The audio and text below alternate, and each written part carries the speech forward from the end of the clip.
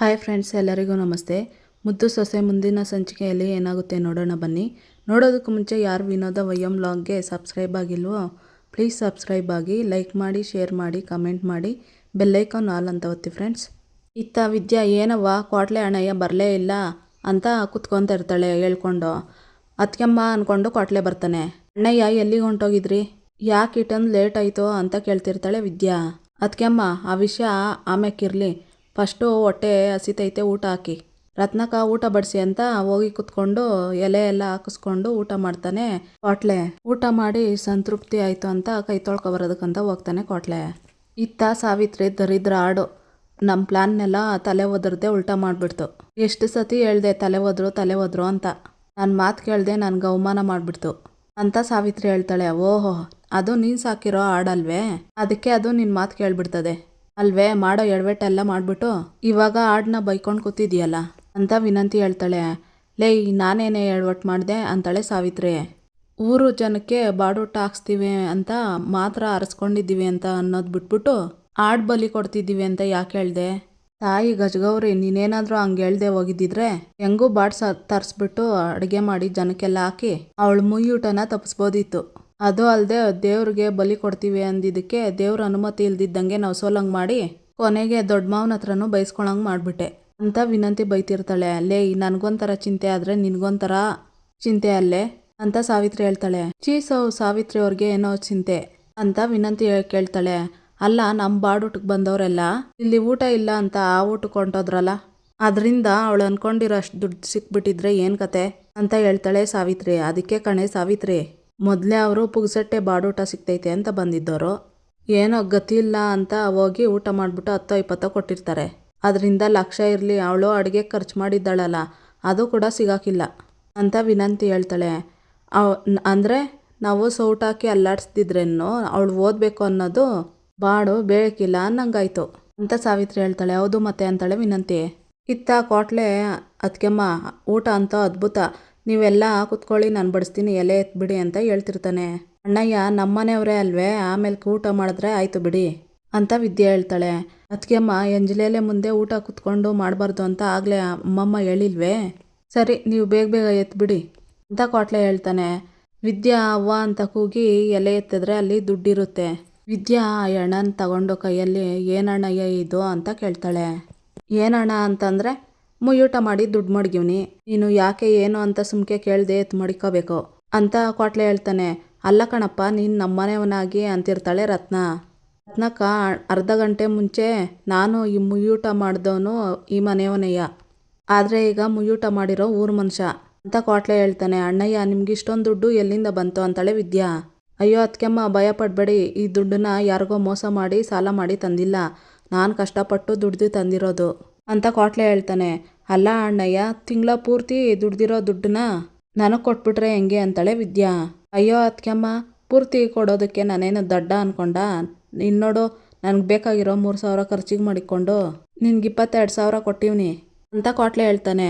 ಆದ್ರೂ ಈ ದುಡ್ಡನ್ನ ತಗೊಳಕ್ಕೆ ನನ್ನ ಮನಸ್ಸಿಗೆ ಶಾನೆ ಕಷ್ಟ ಆಯ್ತೈತೆ ಅಣ್ಣಯ್ಯ ಅಂತ ವಿದ್ಯೆ ಹೇಳ್ತಾಳೆ. ಹಂಗೆಲ್ಲ ಹೇಳ್ಬೇಡ ಅತ್ಕೆಮ್ಮ, ನನಗೆ ತಾನೇ ಯಾರಿದ್ದಾರೋ, ಬೆಲೆ ಕಟ್ಟೋಕ್ಕಾಗದೆ ಬೆಟ್ಟದ ಥರ ತಂಗಿ ಪ್ರೀತಿ ಕೊಟ್ಟಿದ್ಯಾ ಅಂದಮೇಲೆ ಇದ್ರ ಮುಂದೆ ಎಲ್ಲ ಜುಜುಬಿ ನೋಡು. ಏನಾದರೂ ಈ ದುಡ್ಡು ತಗೊಳ್ಲಿಲ್ಲ ಅಂದರೆ ನನ್ನ ಮನಸ್ಸಿಗೆ ಶಾನೆ ನೋವಾಗ್ತದೆ.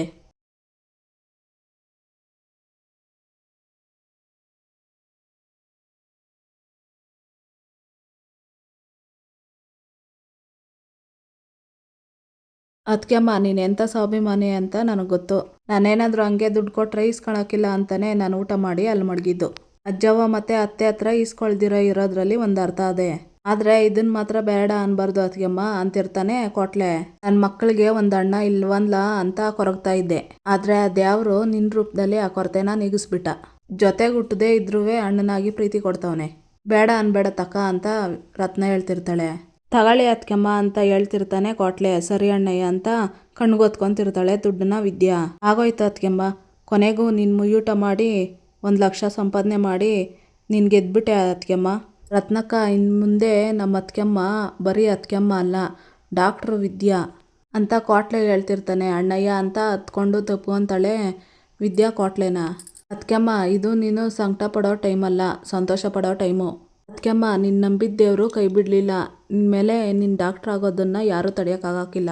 ಈ ಕ್ಷಣದಿಂದ ನಮ್ಮ ಪಾಲ್ಗೆ ನೀನು ಡಾಕ್ಟ್ರು ವಿದ್ಯಮ್ಮನೇಯ ಅಂತ ಕ್ವಾಟ್ಲೆ ಹೇಳ್ತಾನೆ. ನೀನು ಮಾಡಿರೋ ಈ ಸಹಾಯನ ನನ್ನ ಜನ್ಮ ಇರೋ ಗಂಟನೂ ಮರೆಯೋಕ್ಕಿಲ್ಲ ಅಂತ ವಿದ್ಯೆ ಹೇಳ್ತಿರ್ತಾಳೆ. ಇದು ಸಹಾಯ ಅಲ್ಲ ಅದಕ್ಕೆಮ್ಮ ಸಂಬಂಧ ಅಂತ ಕ್ವಾಟ್ಲೆ ಹೇಳ್ತಿರ್ತಾನೆ. ಇತ್ತ ಚಿತ್ರ ಚೇ ಚೆ ಚೆ ಚೇ ಚೀ ಚಿ ಚಿ ಚಿ ಅವ್ವ ಮ್ಯಾಕೆನ್ ಬಲಿ ಕೊಡೋಕ್ಕೋಗಿ ಇವರಿಬ್ಬರೇ ಕುರಿ ಆಗ್ಬಿಟ್ರು ಅಂತ ಹೇಳ್ಕೊಂಡು ನಗ್ಗಿತಾ ಇರ್ತಾಳೆ. ಅಲ್ಲ ಸಾವಿತ್ರಿ, ಯಾವುದಕ್ಕೂ ಆ ಎರಡು ಮರಿನ 3 ಅಡಿ ಮನೆಯಿಂದ ತಂದ್ರ ಅಂತ ಕೇಳಬೇಕಾಗಿತ್ತು. ಮನುಷ್ಯರನ್ನೇ ಪಳಗಿಸ್ತಾಳೆ ಅಂಥದ್ರಲ್ಲಿ 2 ಮರಿ ಒಂದು ಲೆಕ್ಕವೇ? ಅದಕ್ಕೆ ಅವ್ರ ಮನೆಯಿಂದ ತಂದು ತಲೆ ಒದ್ರಬೇಡ ಅಂತ ಸನ್ನೆ ಮಾಡಿಬಿಟ್ಲೆ ಅಂತ ಹೇಳ್ತಿರ್ತಾಳೆ ಈಶ್ವರಿ. ಅದು ದಿಟ ಕಣವ್ವ, ಯಾಕಂದರೆ ನಾವು ಓದ್ಕಿತ ದೇವ್ರು ಮಾಡಿದಾಗ್ಲೂ ಅವ್ರ ಮನೆಯಿಂದನೇ ನಾವು ಆಡ್ ತಂದಿದ್ದು ಅಂತ ಚಿತ್ರ ಹೇಳ್ತಾಳೆ. ಇದೇನು ಅವ್ರ ಮನೆ ಆಡಲ್ಲ, ಶನಿವಾರ ಸಂತೆಯಿಂದ ತರಿಸಿದ್ದು ಅಂತ ವಿನಂತಿ ಹೇಳ್ತಾಳೆ. ಪಾಪ ನೋಡಿದ್ರಾ, ಎಲ್ಲ ವಿಚಾರಿಸ್ಕೊಂಡು ಸರಿಯಾಗಿ ತಂದ್ರುವ ಕೊನೆಗೆ ಹಿಂಗಾಗೋಯ್ತೆ ಅಂತ ಈಶ್ವರಿ ಹೇಳ್ತಿರ್ತಾಳೆ. ಅವ್ವ ಅವರು ಏರ್ಪಾಟ್ ಮಾಡಿರೋ ಮುಯ್ಯೂಟನ ಹಾಳು ಮಾಡಿ ಅವಳು ಕಾಲೇಜ್ಗೆ ಹೋಗೋದ್ರನ್ನ ತಪ್ಪಿಸ್ಬೇಕು ಅಂತ ಅಮ್ಮ ಮಗಳು ಏನೆಲ್ಲ ಮಾಡಿದ್ರು. ಆದರೆ ಏನು ಮಾಡೋದು, ಪಾಪ ಇವ್ರು ಅನ್ಕೊಂಡಂಗೆ ಆಗಲೇ ಇಲ್ಲ. ಅವಳು ಮುಯ್ಯೂಟ ಅಚ್ಚುಕಟ್ಟಾಗಿ ನಡೆದೋಯ್ತು ಅಂತ ಚಿತ್ರ ಹೇಳ್ತಾಳೆ. ಏನೋ ಅವಳು ಮುಯ್ಯೂಟ ಮಾಡಿಬಿಟ್ಲು ಅಂದ ತಕ್ಷಣ ಕಾಲೇಜ್ಗೆ ಹೋಗಂಗಾಗೋದದೇ ಅಂತ ಸಾವಿತ್ರಿ ಹೇಳ್ತಾಳೆ. ಆಗ್ಬಿಟ್ಟೈತೆ ಅಲ್ಲ, ಆಗೋಗದೆ. ಯಾಕಂದರೆ ಅವಳಿಗೆ ಬೇಕಾಗಿರೋ 1 ಲಕ್ಷ ಸಿಕ್ಕದೆ. ಈಗ ತಾನೇ ಕ್ವಾಟ್ಲೆಗೆ ಫೋನ್ ಮಾಡಿ ಕೇಳ್ಕೊಂಡೆ, ಅವಳು ದುಡ್ಡು ಕಟ್ಟೋದಕ್ಕೆ ನಾಳೆ ಕಾಲೇಜ್ಗೆ ಹೊಂಟವಳೆ. ಒಂದು ಮಾತು ಹೇಳ್ತೀನಿ, ಗೆಪ್ತಿಲ್ ಮಾಡ್ಕೋ ಸಾವಿತ್ರಿ. ಆ 3 ಅಡಿ ಸೋಲ್ಗೆ ಸವಾಲಾಗಿ ನಿಂತವಳು. ಅವಳೆಂಥ ಪ್ರಳಯಾಂತಿಕೆ ಅಂದರೆ ಸೋಲ್ಗೆ ಭಯ ಹುಟ್ಸೋಳು. ಈಟ್ ವರ್ಷದಿಂದ ಸೋಲೆ ನೋಡದೆ ಇರೋವಳನ್ನ ಸೋಲಿಸ್ಬೇಕು ಅಂತ ಹೊಂಟಿದ್ದೀರಲ್ಲ, ನಿಮ್ಮ ದಡ್ಡತನಕ್ಕೆ ಏನು ಹೇಳಬೇಕು ಅಂತಲೇ ಗೊತ್ತಾಗ್ತಾ ಇಲ್ಲ ಅಂತ ಈಶ್ವರಿ ಹೇಳ್ತಾಳೆ. ಅತ್ತೆ, ನೀವೇನೇ ಮಾಡಿದ್ರು ಅವಳು ಗೆಲ್ಲೋದನ್ನ ತಡೆಯೋಕ್ಕಾಗಕ್ಕಿಲ್ಲ ಅಂದರೆ ಆಗಕ್ಕಿಲ್ಲ ಅಂತ ಚಿತ್ರ ಹೇಳ್ತಾಳೆ. ಅಯ್ಯೋ, ಇನ್ನೆಲ್ಲಿ ತಡೆಯೋ ಮಾತು ಚಿತ್ರ. ನಾಳಿಕೆ ದುಡ್ಡು ತಗೊಂಡೋಗಿ ಕಾಲೇಜ್ ಕಟ್ತಾವಳೆ ಅಂತ ಹೇಳ್ತಾ ಇದ್ನಲ್ವಾ. ಅವಳಿಗಿರೋ ತಲೆಗೆ ಸಂದಾಗ ಓದಿ ಅವಳು ಆಸೆ ಪಟ್ಟಂಗೆ ಡಾಕ್ಟ್ರ್ ಆಗೇ ಆಗ್ತಾಳೆ. ಆಮೇಲೆ ಕುತ್ತಿಗೆಗೆ ಚತಸ್ಕೋಪ್ ಹಾಕ್ಕೊಂಡು ಬರ್ತಾಳೆ. ಆಮೇಲೆ ನಿಮ್ಮನ್ನೆಲ್ಲ ಕರೆದು ಒಳ್ಳೆ ಟ್ರೀಟ್ಮೆಂಟ್ ಕೊಡ್ತಾಳೆ, ತಗೊಳ್ಳಿ. ಈ ಟೈಮ್ ಬಂದೇ ಬರ್ತದೆ ಚಿತ್ರ, ಅದರಲ್ಲಿ ಆಶ್ಚರ್ಯ ಪಡೆಯೋದು ಏನೂ ಇಲ್ಲ ಅಂತ ಹೇಳಿ ಹೊರಡೋಣ ಅಂತ ಹೇಳಿ ಚಿತ್ರನ್ನು ಈಶ್ವರಿ ಅಲ್ಲಿಂದ ಹೊರಡ್ತಾರೆ. ಇತ್ತ ವಿನಂತಿ, ಏನವ್ವ ಹಿಂಗೆ ಹೇಳ್ತವ್ರೆ, ಇವ್ರು ಹೇಳ್ದಂಗೆ ಆಗೋದ್ರೆ ಗ್ಯಾರಂಟಿ ಅವಳು ಡಾಕ್ಟ್ರ್ ಆಗೋಗ್ತಾಳೆ.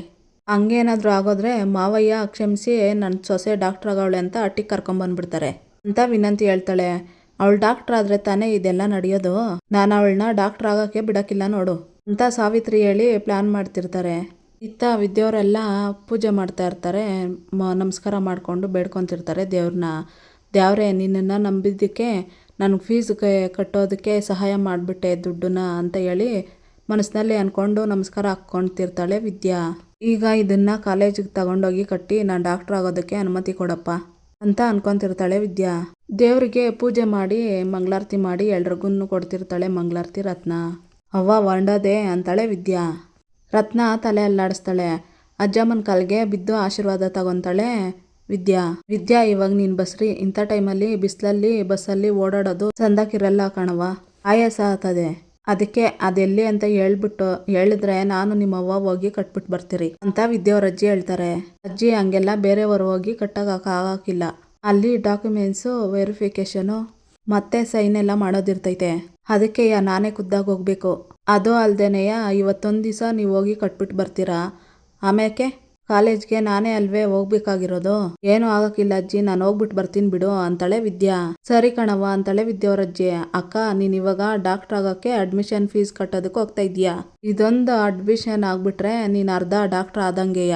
ಅದಕ್ಕೆ ಅಡ್ವಾನ್ಸ್ ಕಂಗ್ರ್ಯಾಚುಲೇಷನ್ ಅಂತಿರ್ತಾಳೆ ಸರು. ಸರಿ ಅಜ್ಜಿ ಸರು, ನಾವು ಹೋಗ್ಬಿಟ್ಟು ಬರ್ತೀವಿ ಅಂತ ಹೋಗ್ತಾಳೆ ವಿದ್ಯಾನು ರತ್ನ. ಇತ್ತ ಸಾವಿತ್ರಿ ರೌಡಿಗಳಿಗೆ ಈ ಫೋಟೋದಲ್ಲಿರೋನ್ನ ಸಂದಾಗ ನೋಡ್ಕೊಳ್ಳಿ ಅಂತ ಹೇಳ್ತಾಳೆ. ರೌಡಿಗಳು ಆ ಫೋಟೋನ ನೋಡ್ಬಿಟ್ಟು, ಹೇಳಕ್ಕ ಕೈ ತೆಗಿಬೇಕಾ ಕಾಲು ತೆಗಿಬೇಕಾ ಅಂತ ಕೇಳ್ತಾರೆ. ಅದೆಲ್ಲ ಏನು ಬೇಡ, ಇವರಿಬ್ಬರು ಒಂದು ಮುಖ್ಯವಾದ ವಿಚಾರಕ್ಕೆ 1 ಲಕ್ಷ ತಗೊಂಡು ಮಂಡ್ಯಕ್ಕೆ ಬರ್ತಾರೆ. ಆಗ ಹೆಂಗಾರ ಮಾಡಿ ನೀವು ಆ ದುಡ್ಡನ್ನ ಲಪ್ಟಾಯಿಸ್ಬೇಕು ಅಂತ ಸಾವಿತ್ರಿ ಹೇಳ್ತಾಳೆ. ಅಲ್ಲ ಕಣಕ್ಕ, ಇಷ್ಟೊಂದು ಚಿಲ್ಲರೆ ಕೆಲಸಕ್ಕೆ ಇಷ್ಟೊಂದು ಬಿಲ್ಡಪ್ ಕೊಟ್ಟ ಏನಕ್ಕ ನೀನು? ಅದಲ್ಲದೆ ಹುಡುಗರನ್ನ ಅಕ್ಕ ಬಾ ಅಂದೆ, ನಾನೊಬ್ಬನಿಗೆ ಹೇಳಿದಿದ್ರೆ ಬಂದು ಮುಗಿಸ್ತಾ ಇದ್ದೆ ಅಂತ ರೌಡಿ ಹೇಳ್ತಾನೆ. ನೋಡು, ಇದು ನಿನಗೆ ಚಿಲ್ಲರೆ ಕೆಲಸ ಇರ್ಬೋದು, ಆದರೆ ನನಗಿದು ದೊಡ್ಡ ಕೆಲಸನೇಯ. ನೀನು ಅದೇನು ಮಾಡ್ತೀಯೋ ಬಿಡ್ತೀಯೋ, ನನಗಂತೂ ಈ ಕೆಲಸ ಆಗಬೇಕು ಅಟಯ್ಯ ಅಂತಾಳೆ ಸಾವಿತ್ರಿ. ಅಕ್ಕ, ಇಲ್ಲಿ ನೋಡು, ನಮ್ಮ ಮಾಲಿಂಗ ಚಿಟ್ಕೆ ಹೊಡೆಯೋದ್ರಲ್ಲಿ ಕೆಲಸ ಮಾಡಿ ಮುಗಿಸ್ತಾನೆ ಅಂತ ರೌಡಿ ಹೇಳ್ತಾನೆ. ತಕೊಳ್ಳಿ, ಇದರಲ್ಲಿ 50,000 ಐತೆ ಅಂತ ವಿನಂತಿ ದುಡ್ಡು ಕೊಡ್ತಾಳೆ. ಈಟೆ ಅಲ್ಲ, ಅವಳ ಹತ್ರ ಕಿತ್ಕೊಂತಿರಲ್ಲ 1 ಲಕ್ಷ, ಅದು ನಿಮ್ಗೇನೆ ಅಂತಾಳೆ ಸಾವಿತ್ರಿ. ಏನಕ್ಕ ಇದು? ದುಡ್ಗೋಸ್ಕರ ನಾವು ಈ ಕೆಲಸ ಮಾಡ್ತೀವಾ? ಏಟೇ ಆಗ್ಲಿ ನೀವು ನಮ್ಮ ಸಂಬಂಧಿಕರು. ಏನಕ್ಕ ಇದೆಲ್ಲ ಅಂತಿರ್ತಾನೆ ರೌಡಿ. ಅದ್ ನಂಗೆ ಗೊತ್ತಿಲ್ವೇ, ಆದ್ರೆ ನಿಮ್ ಖರ್ಚಿಗೆ ಬೇಕಾದದೆ ಮಡ್ಕೊಳ್ಳಿ ಅಂತ ಸಾವಿತ್ರಿ ಹೇಳ್ತಾಳೆ. ಅವಳು ಹುಲಿಕೆರೆಯಿಂದ ಮಂಡ್ಯಕ್ಕೆ ಬಸ್ಸಲ್ಲಿ ಬರ್ತಾಳೆ. ಅದಕ್ಕೆ ಅವಳು ಬಸ್ ಹತ್ತಕ್ ಮುಂಚೆನೆ ದುಡ್ಡು ಕಿತ್ಕೊಂಡ್ರೆ ಒಳ್ಳೇದು ಅಂತಾಳೆ ವಿನಂತಿಯೇ. ಸರಿ ಸರಿ ನಿಮ್ ಕೆಲಸ ಮಾಡಿ ಮುಗಿಸ್ಬಿಟ್ಟು ಫೋನ್ ಮಾಡ್ತೀನಿ ಅಂತಾನೆ ರೌಡಿ. ಆಮ್ಯಾಕೆ ಏನಾದ್ರೂ ವ್ಯತ್ಯಾಸ ಆಗಿ ಸಿಕ್ಕಿ ಬಿಟ್ಬಿಟ್ಟಿರ ಅಪ್ಪಿ ತಪ್ಪಿ ಅಂತಿರ್ತಾಳೆ ಸಾವಿತ್ರಿ. ಅಕ್ಕ ನಮ್ಮ ಹಿಸ್ಟ್ರಿಯಲ್ಲೇ ಅಂತ ಕೆಲಸ ಮಾಡಿಲ್ಲ, ಏನೇ ಕಷ್ಟ ಬರ್ಲಿ ನಿಮ್ಮಿಬ್ಬರ ಹೆಸರು ಬಾಯ್ ಬಿಡಲ್ಲ ಕಣಕ್ಕ ಅಂತ ಹೇಳಿ ರೌಡಿ ಸರಿ ನಾ ಬರ್ತೀನಿ ಕಣಕ್ಕ ಅಂತ ಅಲ್ಲಿಂದ ಹೊರಟೋಗ್ತಾನೆ. ಅವ್ವ ಅವ್ರನ್ನ ನಂಬೋದೇನವ್ವ ಅಂತ ಹೇಳ್ತಾಳೆ ವಿನಂತಿಯೇ. ಲೇ ದಡ್ಡಿ, ಇವರು ನಮ್ಮ ದೂರ ಸಂಬಂಧಿಕರು, ಅವ್ರ ಕುಲ್ಕಸ್ಬೇ ಅದು, ನಮ್ಮ ಕೆಲಸ ಮಾಡ್ಕೊಡ್ತಾರೆ ಸುಮ್ಕೆ ಇರು ಅಂತ ಸಾವಿತ್ರಿ ಹೇಳ್ತಿರ್ತಾಳೆ. ಇತ್ತ ರೌಡಿಗಳು ದಾರಿ ನೋಡ್ತಾ ಇರ್ತಾರೆ ವಿದ್ಯಾ ಮತ್ತೆ ರತ್ನ ಬರ್ತಿರೋದ್ರನ್ನ. ವಿದ್ಯಾ, ಬಿಸಿಲು ಶಾನೆ ಸುರುಗುಡ್ತೈತೆ, ಆಟೋ ಮಾಡ್ಕೊಂಡು ಹೋಗೋಣ ಬಾರೆ ಅಂತಾಳೆ ರತ್ನ. ಅವ್ವ ಇನ್ನು ವಸಿ ದೂರ ಹೋದ್ರೆ ಬಸ್ ಸ್ಟ್ಯಾಂಡೇ ಬರ್ತದೆ, ಸುಮ್ಮನೆ ಆಟೋಗೆ ಯಾಕೆ ದುಡ್ಡು ದಂಡ ಅಂತ ವಿದ್ಯಾ ಹೇಳ್ತಾಳೆ. ಅಲ್ಲವ್ವ ನಿನ್ ಮೊದಲೇ ಬಸ್ರಿ, ನಿನಗೆ ಸುಸ್ತಾಗಕ್ಕಿಲ್ವೇ ಅಂತ ರತ್ನ ಹೇಳ್ತಾಳೆ. ಅವ್ವ ಹಿಂದೆ ಎಲ್ಲ ಮನೆ ಕೆಲಸ ಮಾಡಿ ಗದ್ದೆ ಕೆಲಸ ಮಾಡ್ಕೊಂಡು ಹೆರಿಗೆ ಆಗಿರೋದು ಕೇಳಿಲ್ವೇ, ಅದ್ರ ಮುಂದ್ಗುಟೆ ಇದೆಲ್ಲ ನಡೆಯೋದು ಯಾವ ಲೆಕ್ಕ ಹೇಳು ಅಂತ ವಿದ್ಯೆ ಹೇಳ್ತಾಳೆ. ಹಂಗಲ್ಲೇ ಬಸ್ರಿ ಆದ್ಮೇಲೆ 1 ತಿಂಗಳಿಂದ 3 ತಿಂಗಳವರೆಗೂ ಹುಷಾರಾಗಿರ್ಬೇಕು. ಆಮೇಲೆ ಈ ಸಲ ಏನೋ ಬಿಸಿಲು ಶಾನೆ ಐತಂತೆ, ತುಂಬಾ ಹುಷಾರಾಗಿರ್ಬೇಕು ಅಂತ ಬೇರೆ ಎಲ್ರು ಹೇಳ್ತಾವ್ರೆ. ನೀನ್ ಬಸ್ರಿ ಬೇರೆ ಜೋಪಾನವಾಗಿರು, ಹಿಂಗೆಲ್ಲ ಮಾತಾಡ್ಬೇಡ ಅಂತ ರತ್ನ ಹೇಳ್ತಾಳೆ. ಅವ್ವ ಏನು ಆಗಕ್ಕಿಲ್ಲ ನಡಿ ಅಂತ ವಿದ್ಯೆ ಹೇಳ್ತಾಳೆ. ಹೇಳಿದ ಮಾತು ಯಾವತ್ತಾದ್ರೂ ಕೇಳಿದ್ಯಾ ಅಂತ ರತ್ನ ಹೇಳ್ತಾಳೆ. ಇವ್ರನ್ನ ನೋಡಿ ಅಲ್ಲಿ ನೋಡ್ರೋ ಮಿಕ್ಕಗಳು ಬರ್ತಾವೆ, ಇವತ್ತು ನಮ್ಮ ಟಾರ್ಗೆಟು ಇವರೇಯ. ನಾನು ಅವ್ರ ಹತ್ರ ಹೋಗಿ ಪುಸ್ಲಾಯಿಸಿ ಏನೋ ಮಾತಾಡ್ತಾ ಇರ್ತೀನಿ, ಅಷ್ಟ್ರೊಳಗೆ ನೀನು ಅವ್ರ ಹತ್ರ ಬಂದು ದುಡ್ಡು ಬ್ಯಾಗ್ನ ಕಿತ್ಕೊಂಡು ಓಡ್ತಾ ಇರಬೇಕು, ಯಾವುದೇ ಕಾರಣಕ್ಕೂ ಸಿಗಾಕೋಬಾರ್ದು ಅವ್ರ ಹತ್ರ ಅಂತ ರೌಡಿ ಹೇಳಿ ಅಕ್ಕ ಅಕ್ಕ ಒಸಿ ನಿಂತ್ಕೊಳ್ರಕ್ಕ ಅಂತ ಅಡ್ಡ ಹಾಕ್ತಾನೆ ಅವರಿಬ್ಬರನ್ನ. ಏನಪ್ಪ ಆಗಬೇಕಾಗಿತ್ತು ಅಂತಾಳೆ ರತ್ನ. ಅಕ್ಕ ತರೀಕೆರೆಯಿಂದ ಬಂದೆ, ದಾರಿಲಿ ಬರಬೇಕಾದ್ರೆ ಪರ್ಸು ಕಳ್ದೋಯ್ತಕ್ಕ, ತಿರ್ಗಾ ವಾಪಸ್ ಹೋಗ್ಬೇಕಂದ್ರೆ ನನ್ನ ಹತ್ರ ದುಡ್ಡಿಲ್ಲ, ಅದು ಅಲ್ಲದೆ ಒತ್ತರೆಯಿಂದ ಶಾನೆ ಹೊಟ್ಟೆ ಹಸಿಯತೈತಕ್ಕ, ಒಂದು 10 ರೂಪಾಯಿ ದಾನ ಮಾಡಕ್ಕ, ಟೀನು ಬಂದು ತಗೊಂತೀನಿ ಅಂತಾನೆ ರೌಡಿ.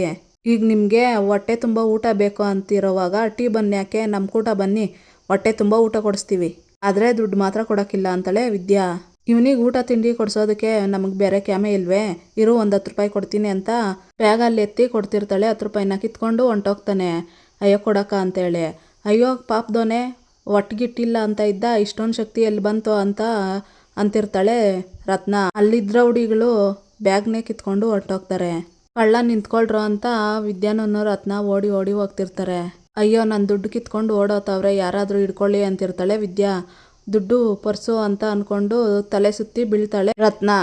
ಅವ್ವ ಏನಾಯ್ತವ್ವ ಅಂತಾಳೆ ವಿದ್ಯಾ. ಅಲ್ಲಿ ಹೋಗ್ತಾ ಇರೋರು ಒಂದಿಬ್ರು ಹೆಂಗಸರು ಬರ್ತಾರೆ. ಕಣ್ಬಿಡವ್ವ ಮಾತಾಡವ್ವ ಅಂತ ಹೇಳ್ತಿರ್ತಾಳೆ ವಿದ್ಯಾ. ನೀರು ಕೊಡ್ತಾರೆ, ನೀರು ಚುಮ್ಸಿದ್ರೆ ಎದ್ದೇಳ್ತಾಳೆ ರತ್ನ. ಅಯ್ಯೋ ನನ್ನ ಮಗಳ ಫೀಸ್ ಕಾಸು ಕೊಡ್ರೋ ಅಂತ ಕನ್ವರ್ಸ್ತಿರ್ತಾಳೆ ರತ್ನ. ಮನೆಯಾಳು ನನ್ನ ಮಕ್ಕಳು ಕಿತ್ಕೊಂಡು ಹೊಂಟೋದ್ರು, ಅಯ್ಯೋ ದೇವ್ರೆ ಯಾಕಪ್ಪ ಪರೀಕ್ಷೆ ಮಾಡ್ತೀಯ ನಮ್ಮನ್ನ ಅಂತ ಅಳ್ತಿರ್ತಾಳೆ ರತ್ನ. ಇಲ್ಲಿಗೆ ಈ ಸಂಚಿಕೆ ಮುಕ್ತಾಯ ಆಗುತ್ತೆ. ಇನ್ನೂ ಯಾರು ವಿನೋದ ವೈಎಂ ಬ್ಲಾಗ್ಗೆ ಸಬ್ಸ್ಕ್ರೈಬ್ ಆಗಿಲ್ವೋ ಪ್ಲೀಸ್ ಸಬ್ಸ್ಕ್ರೈಬ್ ಆಗಿ, ಲೈಕ್ ಮಾಡಿ, ಶೇರ್ ಮಾಡಿ, ಕಮೆಂಟ್ ಮಾಡಿ, ಬೆಲ್ಲೈಕನ್ ಆಲ್ ಅಂತ ಒತ್ತಿ ಫ್ರೆಂಡ್ಸ್. ಈ ವಿಡಿಯೋ ನೋಡಿದ್ದಕ್ಕಾಗಿ ಎಲ್ಲರಿಗೂ ಧನ್ಯವಾದಗಳು.